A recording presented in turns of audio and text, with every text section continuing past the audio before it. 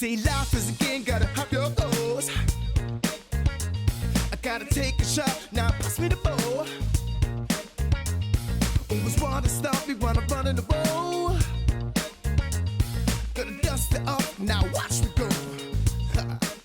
We're back. Hello and welcome to Pitch Football at the Euros with me, Iain Chambers. We've got the wonderful, magnificent sports reporter Abigail Davies. We've got former Manchester United, Inter Milan, Liverpool, England and many more midfielder Mr. Paul Ince. He is back, he's not gone anywhere. And we've got Susanna Schofield, OBE, the woman behind Pitch, all of the apps and everything that we're doing here. Susanna, first things first, how are you? I'm very well indeed, thank you, Iain. How are you? I'm good. Second, not first things first, second things second. We need to get the elephant in the room sorted out. Yeah. It's coming home.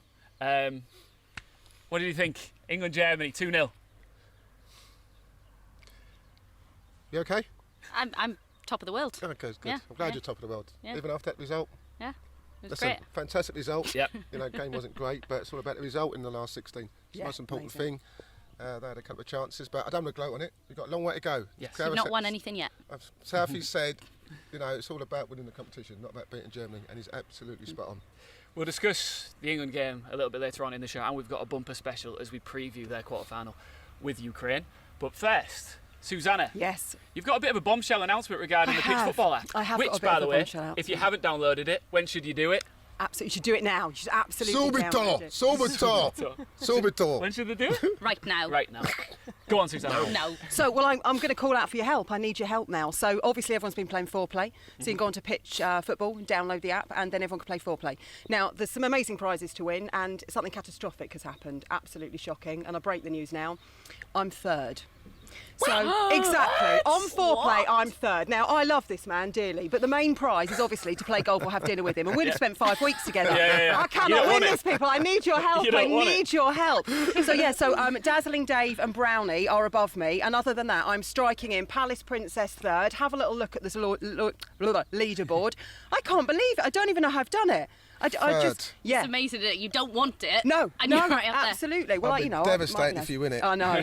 I'll be I've seen absolutely your swing, devastated. though. I'd love to spend some time with you too. To be fair, I don't mind. You played a bit of golf, haven't you? I have played a bit so of golf. I'm not too averse to playing a golf with you. Could be, yeah. We'll have to Give do me a few golf, lessons. absolutely. Give me a few Separate lessons. buggies, then we can just go out and That's why he doesn't want you to win. Yeah. Because he knows you're going to win it. That's it. That's a bombshell, why. isn't it? That's the reason. That's some Yeah, bombshell. that is. So I'm going to need everyone to get on. Points make prizes. You can win every single stage, but yeah, everyone needs to download the app to get me off third. So I might just make some crazy Get her decisions off. now. Yeah. Get her off. So correct predictions equal points, right? Correct predictions equal points, absolutely, and points equal prizes.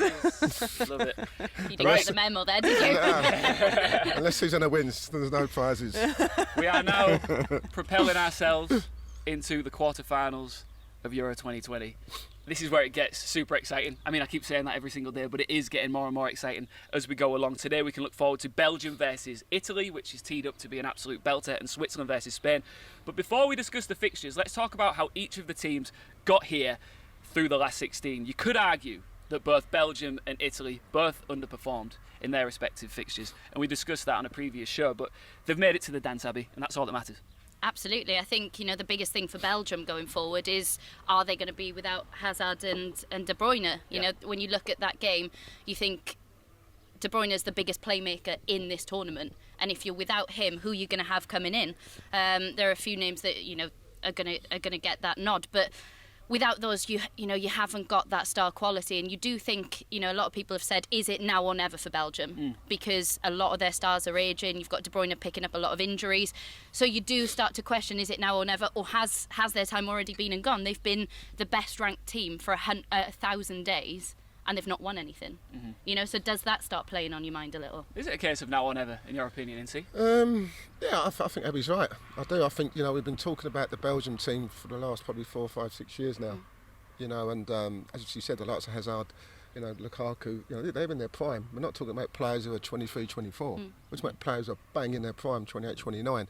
So the pressure will be on Martinez. The expectations there on Belgium is now. For the last 2, 3 years, it's been belief. We're getting there, we're progressing. Now it's like, right, we're here now, and we're here to win it. And they're one of the favourites. They've got to be. Absolutely. But even now they're doing it without Company. Who is one of their best centre halves. So you do start thinking, the longer they go on without a trophy, the harder it's going to be, because Company is one of the best centre-halves they've ever had. So, you know, you're already losing these players now. Well, it's not even Company. The fact is, if you look at the back three, you know, Van Alden and Vertonghen and Abigail, they're all in the 30s. Yeah. You know, and then they've got Digne and Boyotu who can come back in, but that's their experience three, and they're not getting them much younger, mate. What I'm most interested in is this is the first time at this competition where the Italians are going into a fixture as the underdogs, and it'll be interesting to see how they perform with that level of pressure on them. Is there any pressure on them? I'm not sure. I think there'd be pressure from Mancini. I think there'd be pressure from within the camp. I think the expectation from in the camp would be we can beat Belgium. There's no team that you look and go, wow, they're invincible. We can't beat these teams. There's not one team in the whole competition. Yeah. There's been a fine line. Even the top teams, you know, there were the hiccups. Yeah. You know, we've seen some of the top teams getting knocked out. So the Italians will fancy themselves. They really, really will. They've got some top players. They're playing well. They're not conceding goals. So listen, they're going to the game thinking that we can get that back three, that Belgian play. I think we've proven that with our predictions as well, haven't we? Because we're still stuck on 4-2 in our little prediction. But the crowd get behind it as well, don't they? That 12th man forms a really important part, and it's been so lovely to see the crowds back through all of this, hasn't it? So lovely. But I think Italy really get behind their team, don't they? So, you know, will that help? You know that better than anybody, Paul. Yeah, I don't listen. We know that Italian fans are so passionate. They really are. I haven't played there for 2 years. They're so passionate. Different to English fans in a different way. But, you know, you're right, Susanna, when you talk about that 12th man, I mean, and we were talking about how it's unjustified, really, for other teams who don't get that opportunity to have that 12th man behind them. Completely. You know, we sit with England, we sit with Holland, teams like that. But some teams, like Wales, for example, you know, I'm just going to get 500 fans in Azerbaijan. It just doesn't make sense, you know. But the 12th man is so important for these teams. Yeah, it's been lovely to hear those crowds, though, hasn't it? So nice. After such a long time of silence in the stadiums, it's just been lovely. Well, we miss them. And it's interesting, Martinez has come out and said that in beating Portugal, they've beaten the best team that know how to win. But I'd argue that next up, they've got the second best team at knowing how to get the job done. Yeah, you probably, but maybe so, maybe so. But we'll soon find out, Abs. We sure will. We haven't even spoken about Monday yet. No. Many football fans are calling it one of the most exciting days of football of all time. Spain beat Croatia in an 8-goal thriller. Let's start there. Bizarre own goal, twists and turns, extra time. This game had it all. Unbelievable game, wasn't it? And was to be fair, I mean, amazing. the competition has been okay. We have some decent games, but it's never really taken off. You know, everyone's talking about these games, and that Spain-Croatia game was unbelievable. From the first mistake from Simon, you know, you just think, you know, the way Croatia, everyone cut it out of Croatia. You know what I mean? And they played some really good stuff, and it was a fantastic advert for football, for European football. And the Spanish, they scored 5 against Slovakia. They scored 5 again. Yeah. We were sitting here a week ago saying they don't score enough goals. Goal completely. machine. That was amazing, They scored 10 Yeah. in 2 games. So let's not underestimate the Spanish, But you that's for have sure. to question Luis Enrique taking 2 of his back 4 off when they had a 2-goal lead. You know, I think that's something that it did kind of cost them because it took them to extra time, and it's something that going forward you can't afford to have those erratic substitutions. Well, the thing is, what you don't want to do, you want to try not to go to extra time. If you're getting through, the last thing you need is an extra half an hour. It's tired legs, isn't it? Legs, Absolutely, you know, going into the next game. So, yeah, you're absolutely spot on, Abs. Did you feel for Pedri when that first own goal? Not for Pedri, more for the goalkeeper, I think. Yeah. I think Pedri was outstanding in that game for such a young kid. Yeah. He's been absolutely fantastic. So you kind of blame Simon more than Pedri, to be fair. Absolutely. And we looked at it a couple of times. Yeah. The keeper actually turns his foot out to control it when basically he should have just kept his foot square. Yeah. So I think Pedri will be down as the own goal. But That's the thing. That's the thing. It's frustrating, isn't it? Because his own goal was Spain's first ever in a European Championships and came from a distance of 49 yards. Yeah. And obviously, This is scored. the record. Exactly. The record says it's him, but of course. The score sheet. What more can you want? Exactly. Yeah, exactly. Every goal's a goal. Croatia did put up one heck of a fight. Absolutely, they were superb, and I think it's a completely different Croatia side to the one we saw against England. You know, if they'd played like that against England, we would have seen a completely different game.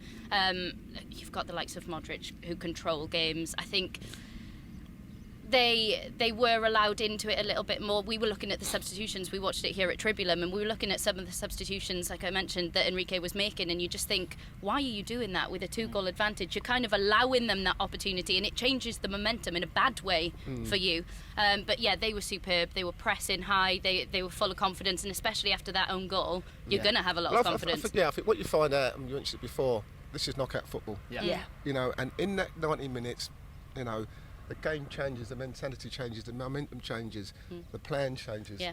So there's a time where you've got to sit deep. There's a time when you think, well, now we've got to go for it. Yeah, absolutely. You know, and that's what we saw in the Croatian team. You can't give the other team We have to go room, for it. can We you? can't, you know, Yeah. this is the last game for us. So that's what makes these games exciting. Absolutely. And Morata took some abuse from Spanish fans in the build-up to this throughout the group stages, but you know, he proved a lot of people wrong, and he had a special performance. And do you know what? I was just so happy for him, just because, you know, his family have received abuse on the streets in Sevilla. You know, he's had a lot on social media, and I just think that's too much for any footballer to have to deal with. And to see him respond in that way, I was just delighted for him. Timing was all wrong though, wasn't it? Oh, absolutely. I had him first goal scorer. He absolutely killed me, didn't he? Yeah. Absolutely killed me. The first goal scorer, then he smashes a volley. Do you know what? We weren't going to mention this, but I'm going to bring it up. So we were watching the game, and because neither of us had a point at this point, we were going, oh, shall we chase it? So we were basically chasing it. So we were going, next goal scorer. What's the score going to be at extra time? And we still didn't get a point. We still got everything wrong.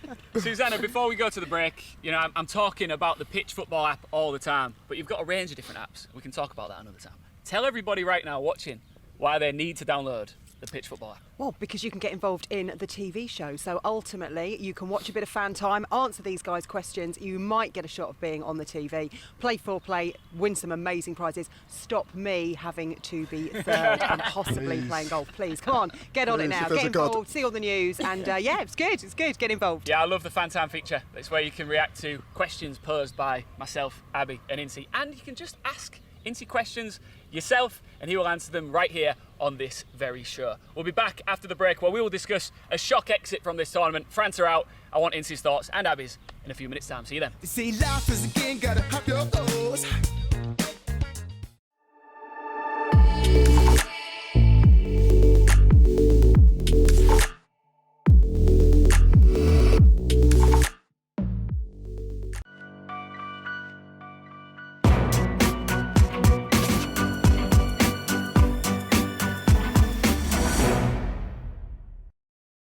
They say life is a game, gotta hop your toes.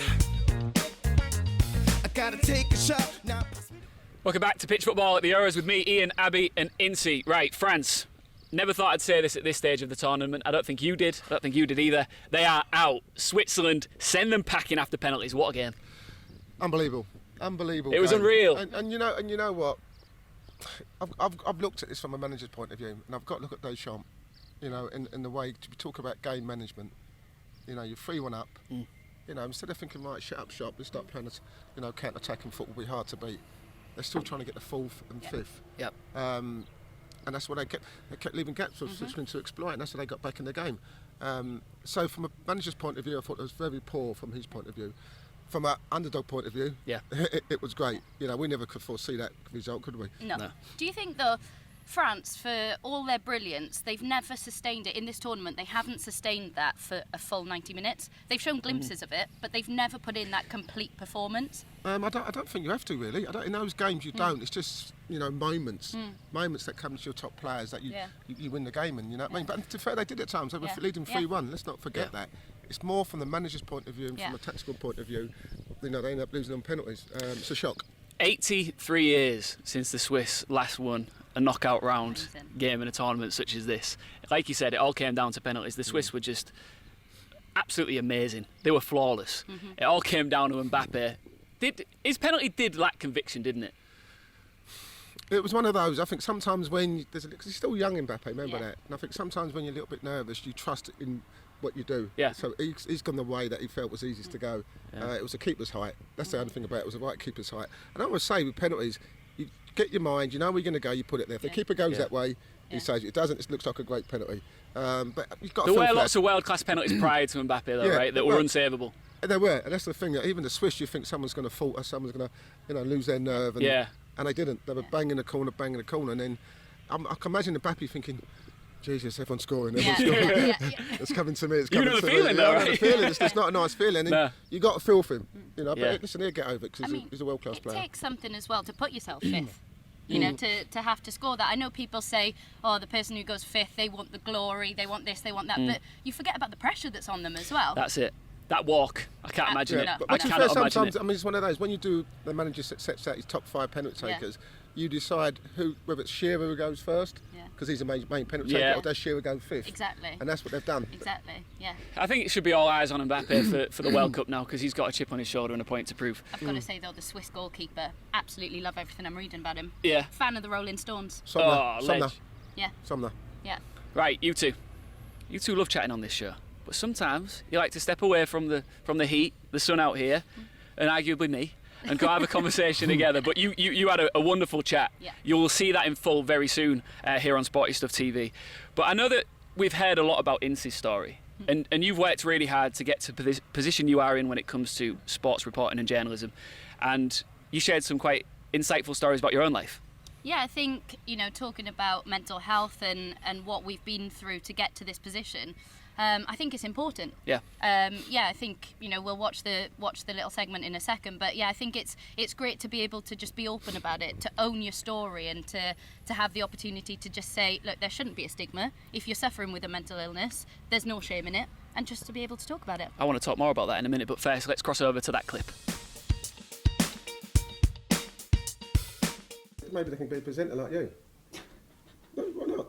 Yeah, no, they could. Yeah, they could. I mean, did you always want to be a presenter? Was that what you wanted to do? Or when you was a kid, what did you want to be? What did you want to do? What was your ambition? What was your passion? So I wanted to be a footballer, genuinely. Yeah, and then I think because you didn't see it, and I think that's a big thing now.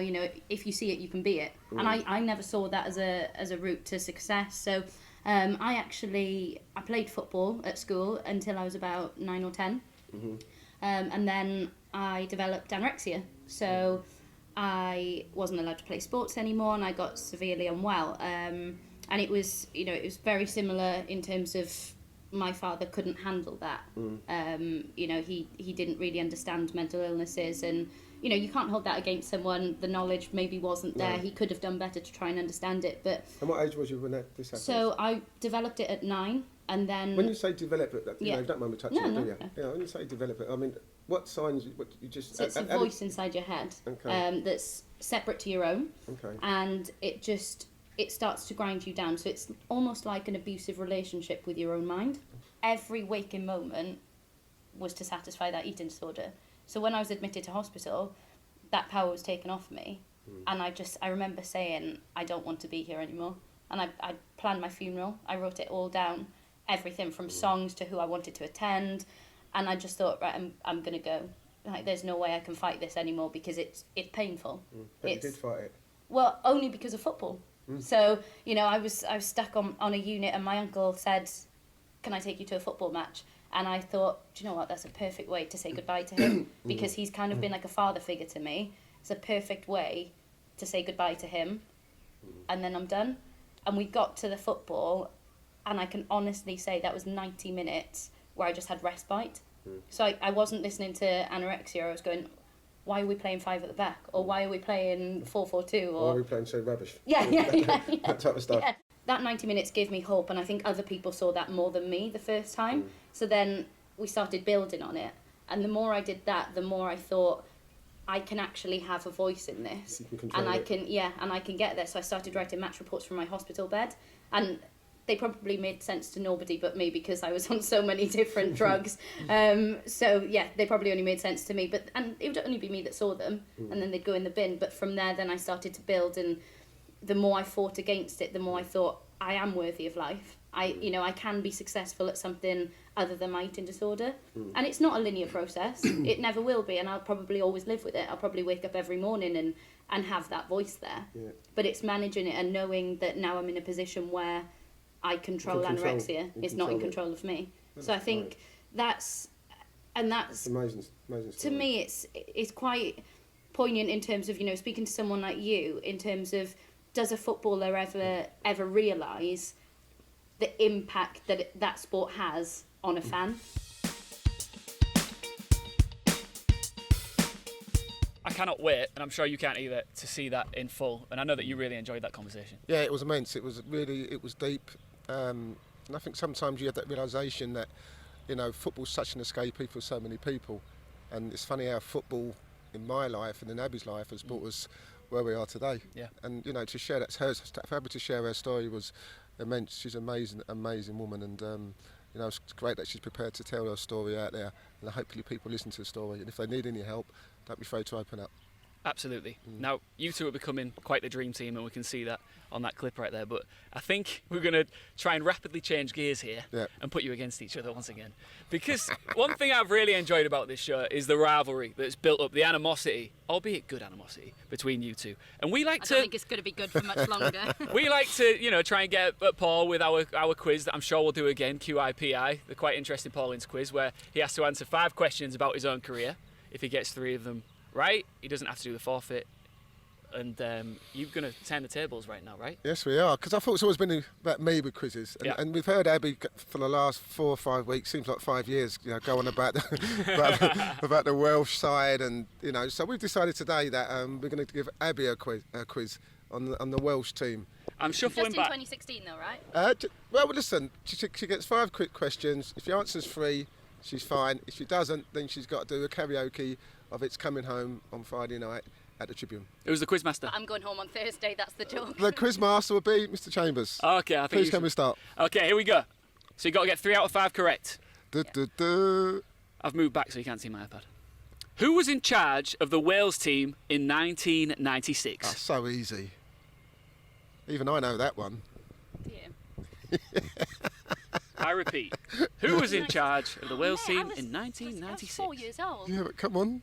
You knew this quiz was coming. You could have done your research. Mark Hughes. Bobby Gould. Bobby Gould. Do you know what? I almost went for him as well. Oh, Let's make sure you get this one. I'm not going to. You must get this one, I Abs. thought It's this so was a easy. 2016 quiz. Who holds the record number of appearances for the Wales national team? Chris Gunter. What it is? It's Neville Southall. Neville No, Southall. Chris Gunter's taken over him. This is what this Chris is the answer Gunter's we the was given. first player. You sure? You can Chris blame- Gunter's the first player to reach 100 caps. We'll double check that one. Yeah, we'll double check Chris that one. Gunter's the first player. We'll send that to our we'll give it independent that. adjudicator. Yeah, we'll give you that one. What? Well, we're not giving it to her, but we're fine. Robbie Savage threw a replica of which Italian player's share into a bin in 1998. So Iconic easy. moment in football history. Is it? Yes, Yes. I don't know. Italian player. Very, very good looking. Pirlo. No, I said very good looking. It was Paolo Maldini. Maldini. I don't know that. Which Welsh player, you need to get this, come on. It's Which coming Welsh up. player was sold throughout the 90s for the highest collective transfer fee? Could That's we not easy. have done something in my lifetime and not before it? We love the 90s. It's Ince, Yes. sure. Go on. You not got the answer? What was the question? Sorry, okay. Which Welsh player was sold throughout the 90s for the highest collective transfer fee? Ryan Giggs? Gary Almost. Speed. It was Gary Speed. So what I'm going to do is, I'm going to give you one last chance to bring this back, because the Yes. other one we're not sure about. Yeah, All right, if you get this, Yeah. then we'll consider potentially letting you off. for sure. How many appearances have Joe Allen and Joe Morrell made for Wales collectively? Is it A, 76, B, 82, or C, 86? 6. What was it? 76. 76, 82, 86. Combined appearances We've got 40 seconds. for the national. 76. 3 lions on a shirt. Jewels remain still gleaming. All right. What was it? 30 30 years of her. 2. Never stop me 82. dreaming. This woman is going to be singing karaoke. We're going to film it. That quiz was 3 lions on a I shirt. told you. You get warming up those vocal cords. We're going to do that. Oh, no. Do you know what though? You could have asked me something that was relevant to my lifetime of watching it. 3 lions on I'm not happy with the quiz master. All right. I Stay told right you there. to say 76. You did, you called it. We will be back after the break with more actual football discussion. apologise. Do not go anywhere. They say life is a game, gotta have your goals.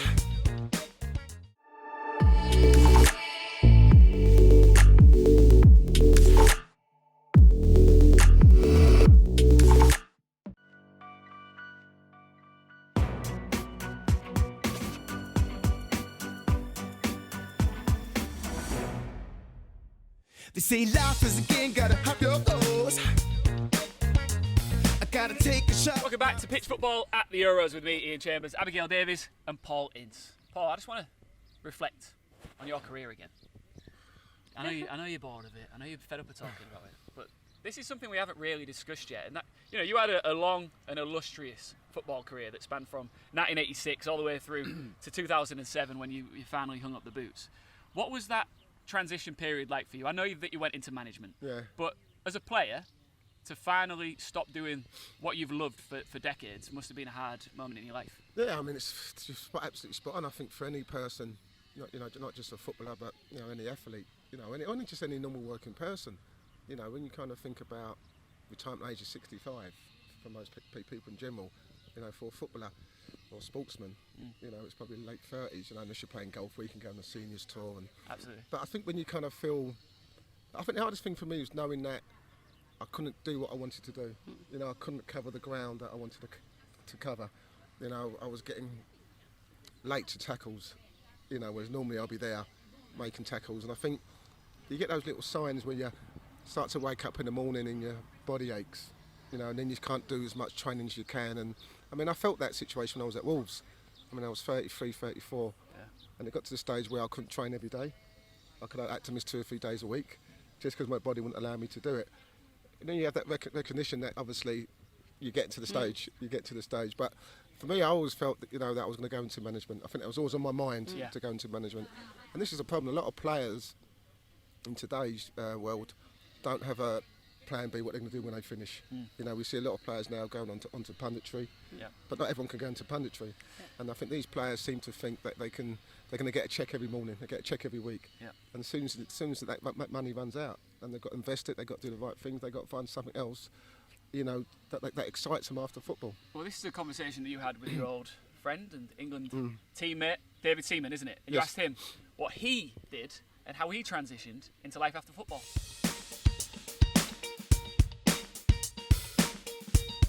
It's been great. How's the fishing?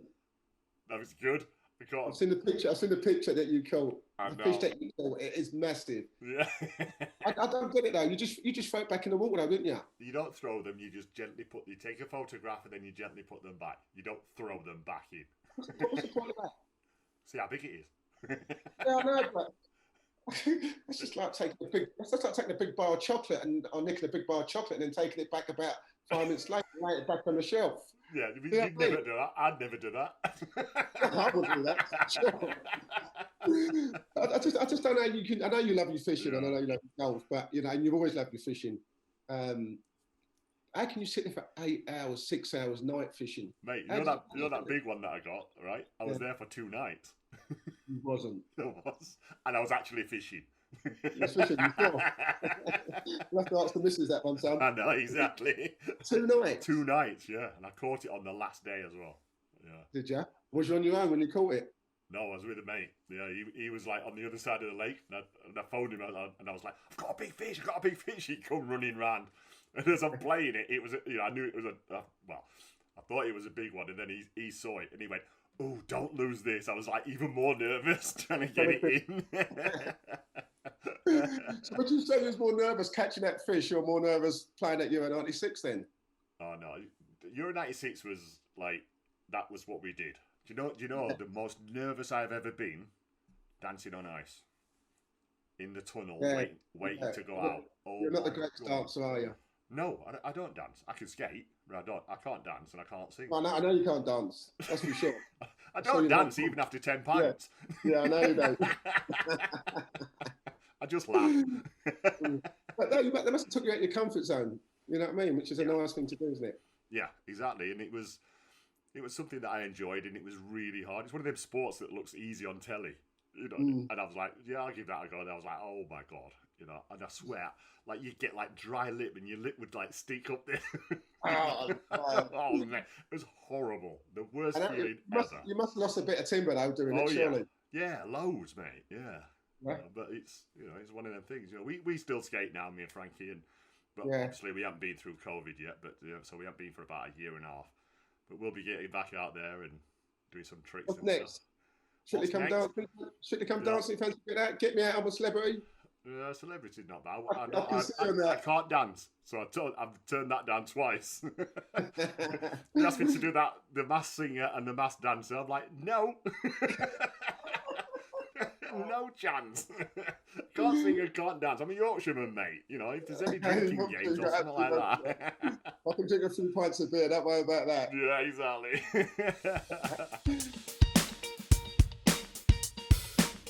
I really want to see you on skates.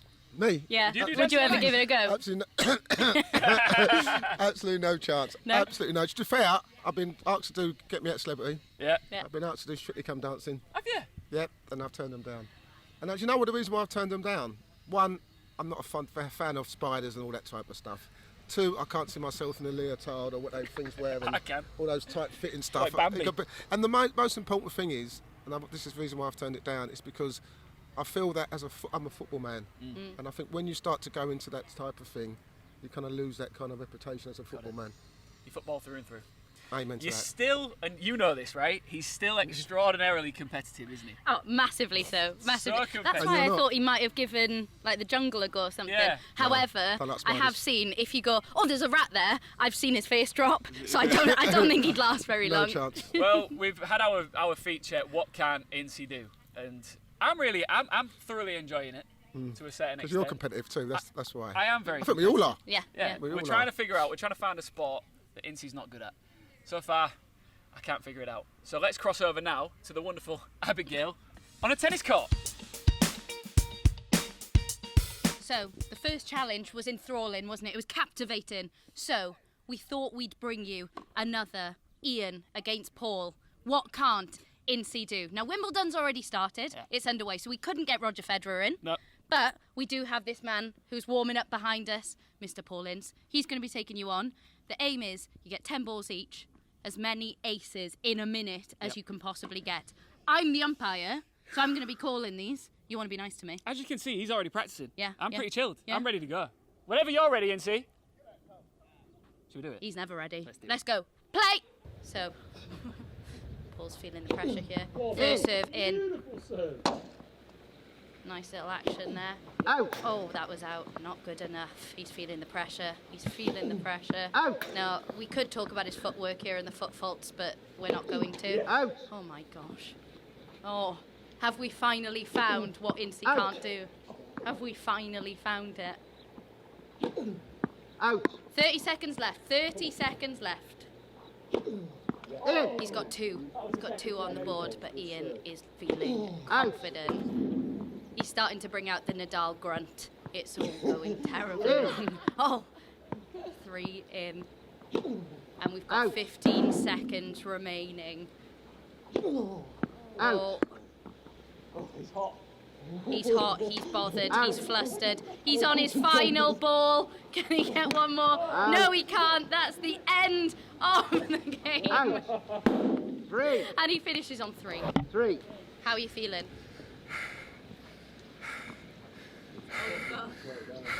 Yeah.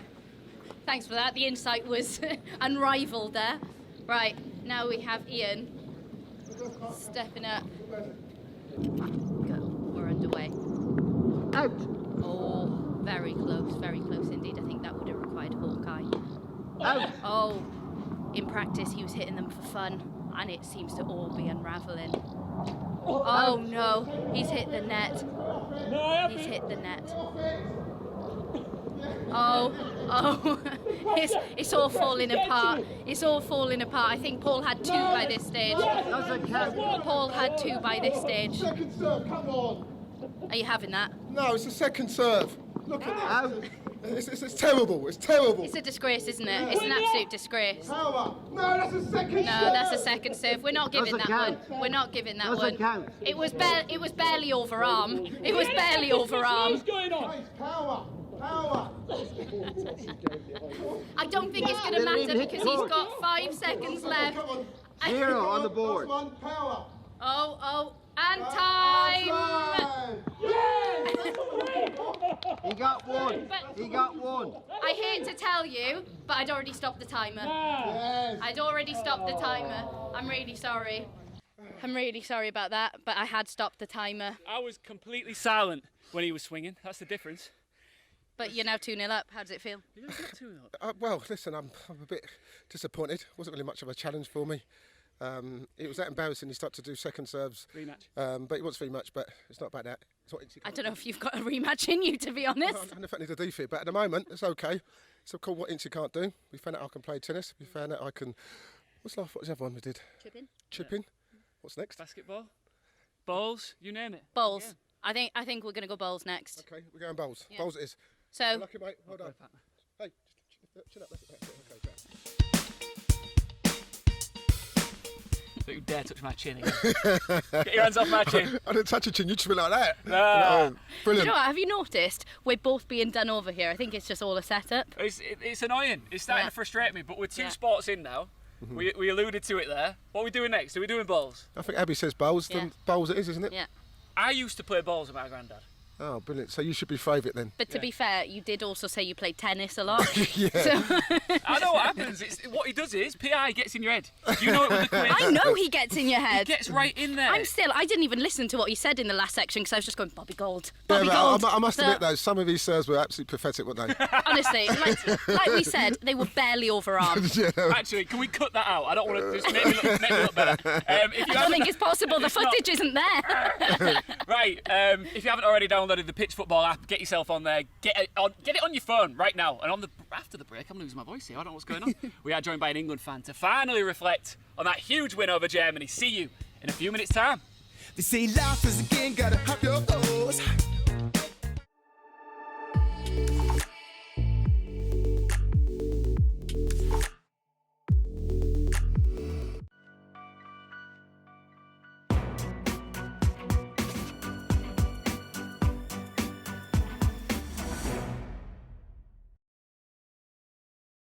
They say life is a game, gotta have your goals.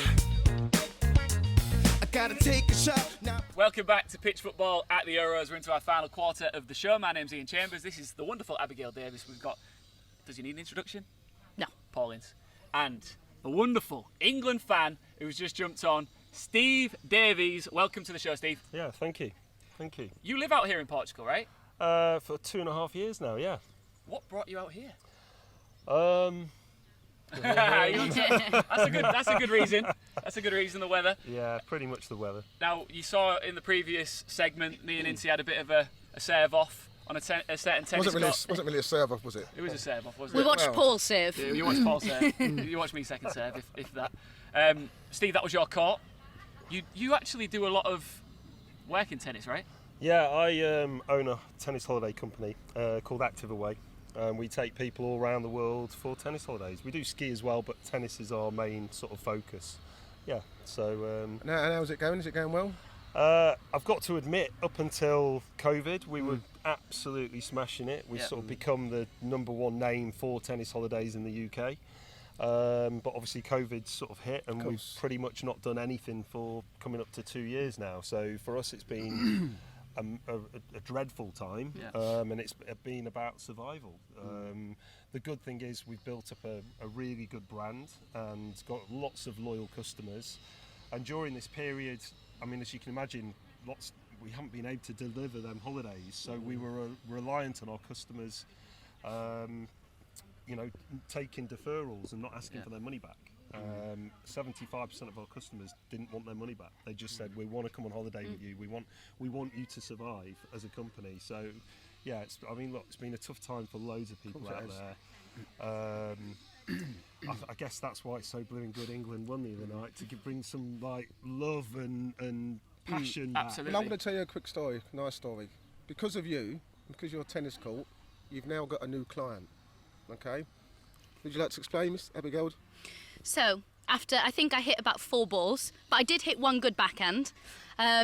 I've actually signed up for tennis lessons when I get back home to England. Wow. She's bought all the gear. Wow. All the gear she's bought. She bought a nice little dress. Yeah. Dress, Ready for trainers, it?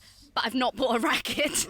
Okay, Do you know what? I just want to essential. say that actually has touched here, because I said to you, didn't I? I said, why don't you play? Yeah, You yeah. obviously love it. She knows so much about tennis. I mean, she's talking to me about an ex-world #1 that you guys wouldn't even know. Kim Kleisters? Yeah, Yeah, and, Kim Kleisters, and Belgium. Justine Ennen? Justine Yeah. Ennen. Yeah. You've probably not even heard of Justin, Ennen. yep. Yeah. You know, and you're talking, Yeah, your knowledge for sport is unbelievable. Thank you. So Yeah, good to hear yeah. that you're going to be playing. And after seeing that backhand, I mean, She's- we all saw that Honestly. one backhand I she didn't- played. He see it. didn't. I saw Yeah, it. yeah, I missed it. yeah. Steve, fingers crossed that everything picks up for you now as the Yeah. world slowly returns to some form of normality. I'm sure it will. You are still, maybe a little bit hungover? I know we're several days removed from Tuesday night's massive win for England. I'm going to come to you in a second, but Abigail, as a complete neutral, What were your thoughts on the game? Just reflect on it first. Do you know what? It wasn't the greatest game of football. I think no, but I think England's tactics were far superior to Germany's. I don't think we've seen Germany in full flow, but that doesn't take anything away from what England have managed to do. I think it was the freedom. The players weren't out there with the weight of what that game brings. And I think Southgate got it spot on. I think there was a lot of call for Grealish to start that game, but we saw how he came on and he changed that game, because first couple of minutes of the second half, I did start thinking, both these teams are starting to sit back. Are they both playing for extra time now? But Grealish comes on, he completely transforms that game, and it just shows what we've all been talking about, that extra dimension and the ability England now have off the bench. So, yeah. Rio Ferdinand said that it's finally time to put some respect on Raheem Sterling's name. Do you agree? Yeah, I do. Totally agree. I think, he's been the catalyst in what's been some average performances from England, but he's been like the game changer, and we saw that again against the Germans. Abby's spot on. The game was probably nullifying each other in the way we set up, but both teams set up, and these games are all about moments, and that's what we got with Sterling. I thought he was outstanding. And the thing is, we had a fan on maybe 2 weeks ago, and he was saying, "No, I can't believe Sterling's playing. I can't believe we picked Sterling." A lot of fans have been saying this. It's about quite common, that, isn't it? Yeah, it's a common theme that's going on. And he shouldn't have to prove a point, But as well players and top players, you have to prove a point, and he's done that on the biggest stage so far. So I'm pleased for him. Let's not get too excited. It's the last 16. We got through to the last 16. I think we're getting excited now because the passage to where the final was at Wembley looks quite, not say easy. The draw's opening up, isn't it? The draw's opening up for you. Yeah. Doors up, yeah, for sure. So it's a great win. I think again, Germany got it wrong. Yeah. I think they didn't play with a centre forward. We had Sane on the bench. He brings 1 3 minutes from the end when they're 2-0 down. Yeah. Poor management. Had to go with pace. Never looked like we can get back in the game. But who cares? Yeah. We're through. There was a huge collective sigh of relief amongst England fans when Harry Kane scored. You could almost feel his relief, the energy coming out of him. How did you take that goal? What was your reaction? Well, I was pretty drunk. Can you remember? I've got to be honest. So after you had that Sambuca and he scored, how did you feel? Yeah, well, I was just standing on a table screaming. It was amazing.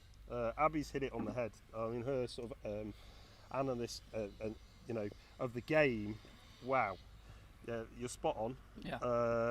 And yeah, I think and what we just said about Sterling. I mean, credit to Gareth Southgate for constantly giving him, because everyone's saying, oh, he shouldn't be playing, and then Gareth's stuck by him, and he's come good, right?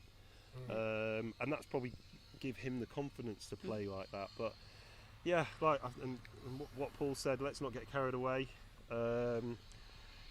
Yes, we're playing Ukraine, we've still got to beat them, and we're still not playing amazing football, right? It's top level football has become very clinical. So yeah, I really want to win on Saturday.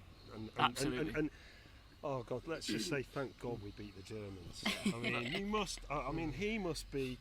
I actually really want to know how it makes you feel.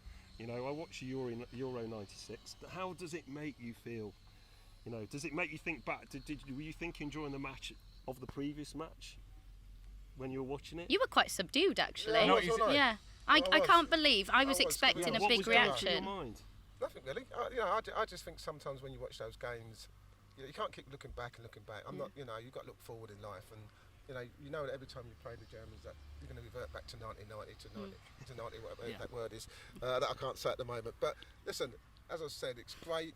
We beat the Germans, but we've got to move forward now, and we're going into games now where Harry Kane scored. Chambers touched on it. As a striker, you just want to get off the mark. Yeah. And he's got off the mark, and we did say he scored. Oh, you said he wouldn't score you the said he goals in this wouldn't tournament. score. I was wrong. Yeah.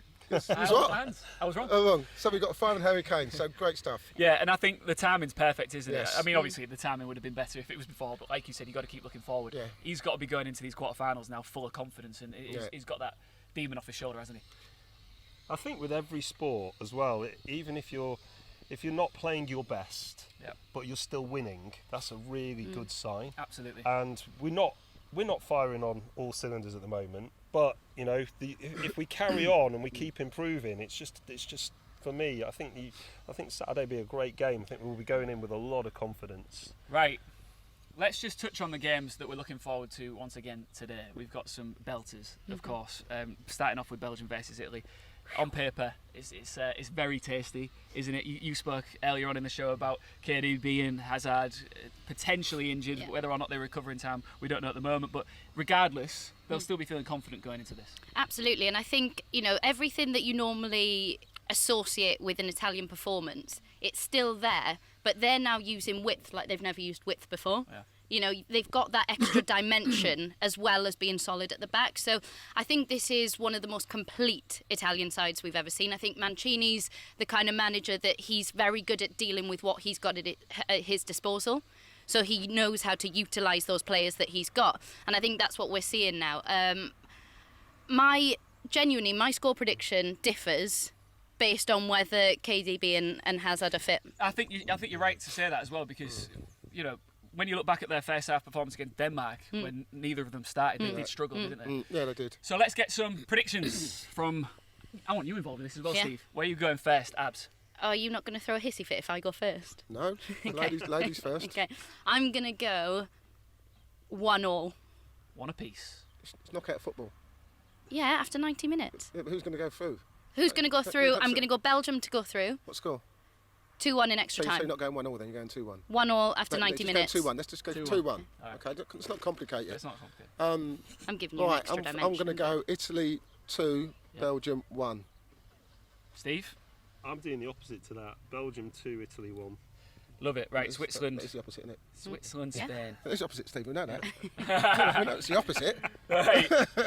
You can't come on this stuff without getting grilled by this man. It's as simple as that. Switzerland, Spain. Now, if you include penalties on Monday, these two scored a combined 13 goals. Are you expecting another goal fest here, Paul? I am. I think. Yeah. I mean, now the Spain are kind of up there. Attacking performances. They're scoring goals. They scored 5 against Slovakia. Getting another 5 against in the last round. So, and Swiss are quite open. They play attacking football, like to score goals. Yeah. So I'm going to go Spain 3, Switzerland 2. Oof. Switzerland must be feeling confident after knocking out the world champs, though. So, where are you Am I going after 90 minutes or? Just a result. Full thing. Right, okay. Just a result. 40 seconds. Let's I'm go. going 3-1 Spain. 3-1 to Spain. 3-2 Spain. No one's going for Switzerland. No, not today. Not today, mate. Well, we're going to do a bumper episode previewing England, Ukraine tomorrow. It's going to be very English. All right? You need I think I've got something planned tomorrow morning, actually. Oh, I have you? can't be here. You're going to be right here. Steve, thank you so much. Thank All the you, best of luck guys. with your business. I Thanks, hope you mate. pick up and get serving some more aces very soon. And me, Abigail, Ince, we'll be back tomorrow with a very special, big-time England preview. You would be mad to miss it. See you then. They say life is a game, gotta have your goals. I gotta take a shot, now pass me the ball. Always wanna stop me when I'm running the ball.